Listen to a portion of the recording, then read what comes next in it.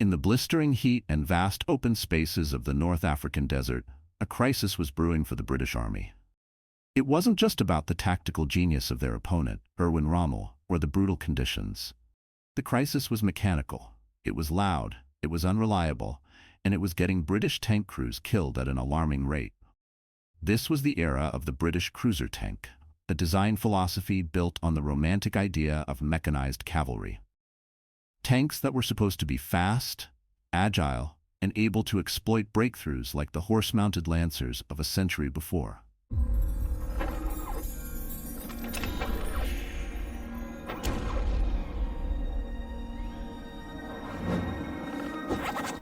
The main steed for this charge was the Crusader tank.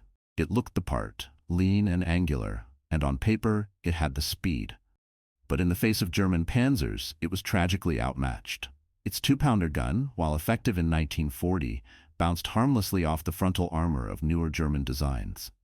Its armor was thin, and worst of all, its mechanical reliability was abysmal. For every Crusader lost to enemy fire, another 2 might be lost to engine failure, broken tracks, or a transmission that simply gave up. The situation became so dire back home that it triggered what the press called the tank scandal, a furious political and public outcry demanding to know why British soldiers were being sent to fight in machines that were so clearly second-rate. Britain needed a new cruiser. It needed a tank that was not only fast, but reliable and armed well enough to actually fight back. The answer, born from this crisis, would eventually carry the name of one of England's most formidable historical figures, Cromwell. The journey to the Cromwell was anything but straightforward.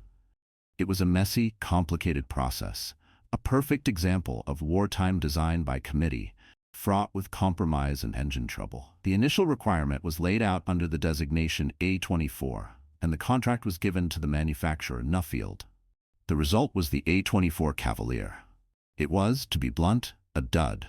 It was rushed, overweight, and saddled with the same old wheezing engine that had plagued the Crusader, the Nuffield Liberty. This engine, a design tracing its roots back to World War I, simply wasn't up to the task of powering the heavier new tank.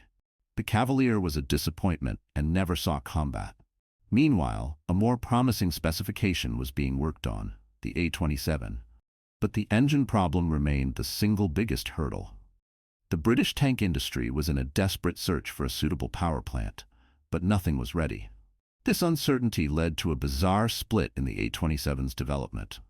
One version, designated the A27L, with the L standing for Liberty, would go into production using the old, inadequate engine as a stopgap. This tank was given the name Centaur.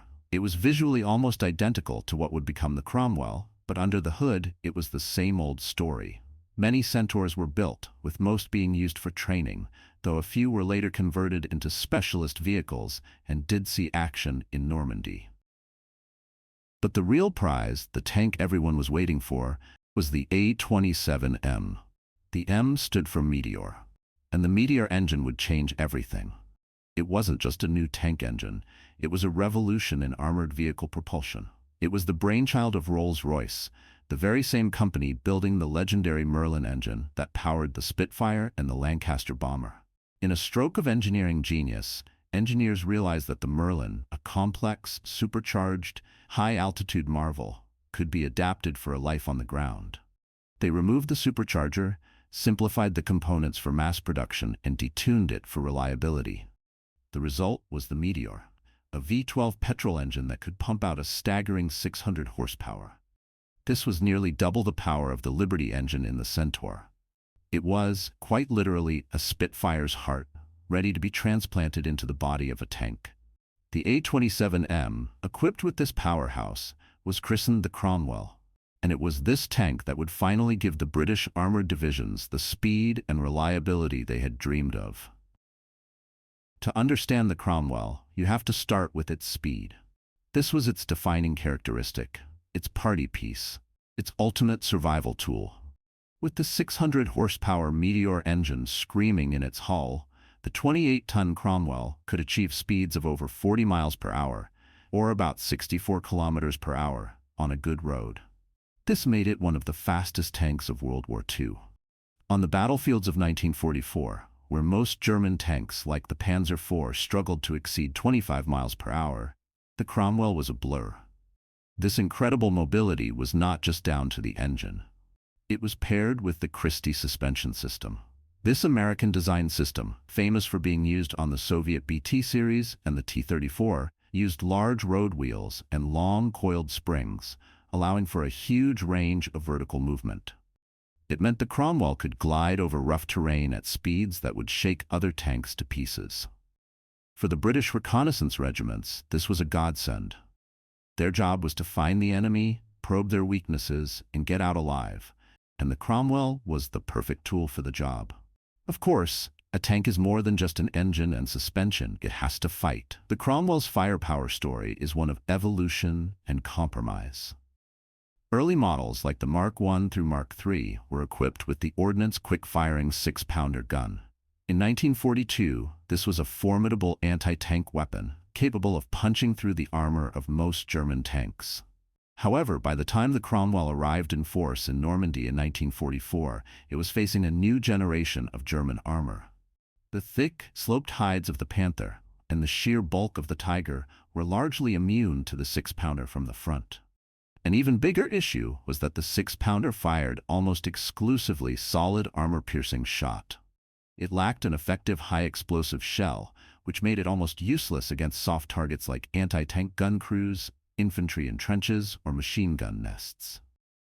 This led to the majority of Cromwells, the Mark IV and beyond, being upgunned to the Ordnance quick-firing 75mm gun.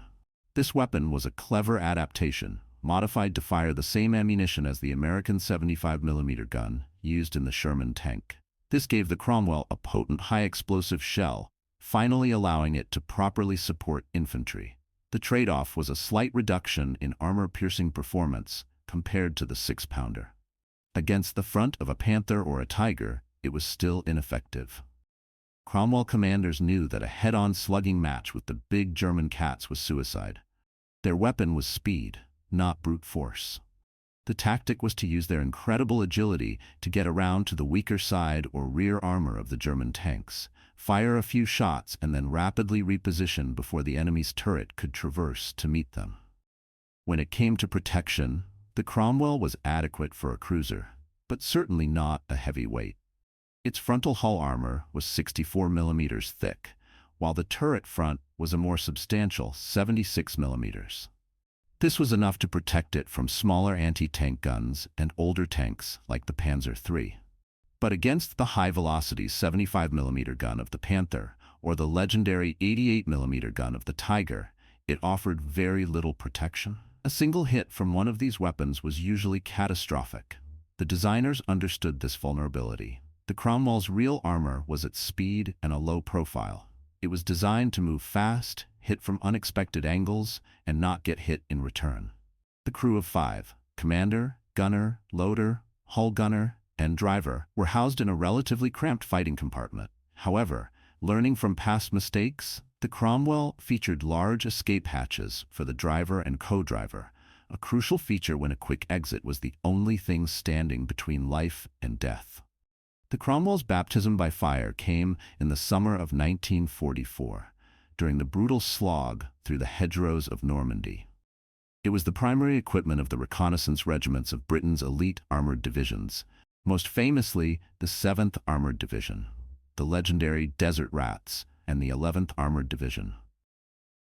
Their job was not to lead the charge into the teeth of the German defenses, but to be the eyes and ears of the army. They would race ahead of the main force, seeking out enemy positions, finding gaps in the line, and guarding the flanks of the slower Churchill and Sherman tanks. In the claustrophobic terrain of the Normandy bocage, a landscape of thick hedges and sunken lanes, the Cromwell's top speed was less of an advantage. Here, quick acceleration and agility were more important. The Cromwell excelled, its powerful engine allowing it to rapidly dash from one position of cover to another. One of the most famous, or infamous, actions involving the Cromwell was the Battle of Villers-Bocage on June 13, 1944. Here, elements of the 7th Armored Division, including Cromwell's, pushed deep into what they thought was undefended territory, only to be ambushed by a handful of Tiger tanks led by the ace Michael Whitman. In the ensuing chaos, the Cromwells found themselves horrifically outmatched by the Tiger's thick armor and powerful guns. It was a harsh lesson in the reality of armored warfare. Speed and bravery were no substitute for firepower and protection in a close-quarters ambush. However, once the breakout from Normandy occurred, the Cromwell came into its own. In the race across France and Belgium, its crews could finally open the throttle. They spearheaded the advance, covering vast distances, sometimes advancing 50 miles, 80 kilometers in a single day. They were instrumental in the liberation of cities like Ghent and Antwerp. During Operation Market Garden, Cromwells of the Guards Armored Division Reconnaissance Regiment raced up Hell's Highway in an attempt to link up with the beleaguered paratroopers. To address the Cromwell's main weakness, its inability to reliably kill heavy German tanks, a new variant was developed. This was the A30 Challenger. It took a standard Cromwell hull, lengthened it by adding an extra road wheel on each side, and mounted a new, larger turret housing the most powerful Allied anti-tank gun of the war, the phenomenal 17-pounder. This was the same gun fitted to the Sherman Firefly and the Archer tank destroyer. The Challenger was not a perfect tank. The turret was thinly armored and cramped, but it gave Cromwell-equipped units their own mobile Tiger killer. A troop of Cromwells could now scout ahead, and if they encountered a Panther or a Tiger, they could use their speed to keep it occupied while radioing for their Challenger troop to come up and deal the killing blow. It was a successful partnership of speed and power that served the British Army well until the very end of the war. The Cromwell was never intended to be the final word in British tank design.